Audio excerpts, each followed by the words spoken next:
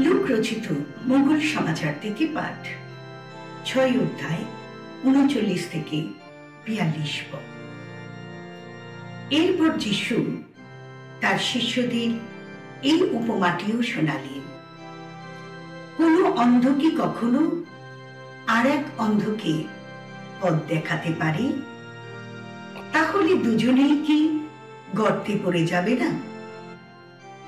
শোনো, কোন শিষ্য কখনো গুরুর চেয়ে বড় হয় না, তবে শিক্ষা সম্পূর্ণ হলে শিষ্য মাত্রই তার গুরুর মতো হয়ে ওঠে।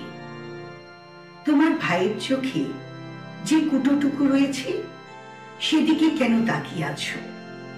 অথচ তোমার নিজেরই চোখে যে কড়ি কাঠটা রয়েছে তা যে তুমি দেখছই না।